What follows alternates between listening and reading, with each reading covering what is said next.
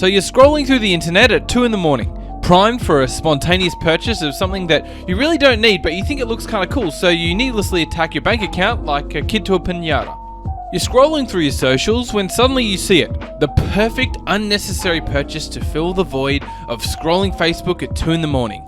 There's a 737-200 for sale for £2,703. In fact, there's 4 737-200s for sale, all at the same price. Now at this point you're thinking, there's no way that I can own my very own 737-200 with 0 catches and at that price. Well, what if I told you that I bought one? Yes, that is the question. I mean, I didn't, but what if I told you that? Well, here's the catch.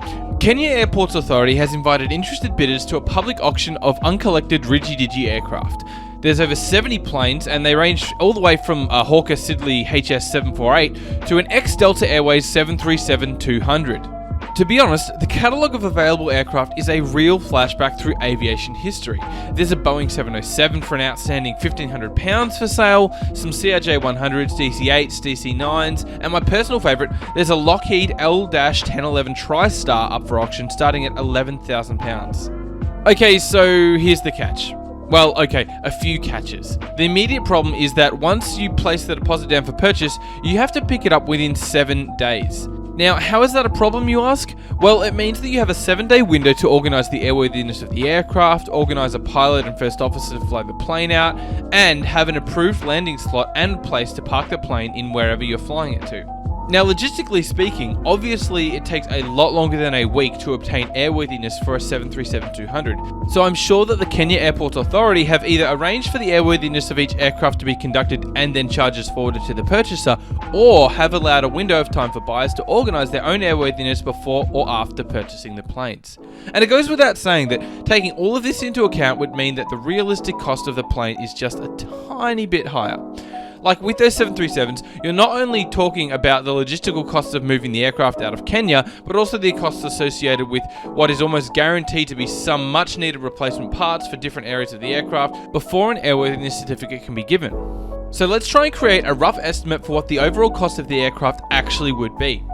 A CASA estimate has airworthiness costing $160 per hour per engineer undertaking the airworthiness check.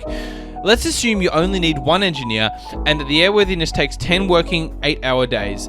That works out to be $13,000. Let's have $15,000 for spares. I mean, realistically, it's probably going to be a lot higher than that, but come on, we're dreaming, okay?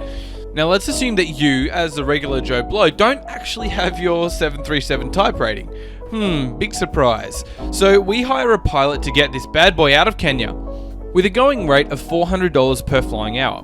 I don't actually know if that's a lot or too little. Any airline pilots out there, please enlighten me in the comments below anyway. So we'll say that it costs $1,800. We'll fly the plane to Johannesburg, a 4.5-hour flight from Kenya, and at just under 3,000 litres of fuel burn per hour, and Jet A1 fuel costing 80 US cents a litre, and at 13,500 litres needed plus give or take 2,500 litres, that equates to $13,000. Add all of this up and you reach a grand total of $46,000. So in other words, if you have a cool 50k in your pockets, then this garage sale is actually kind of realistic for you.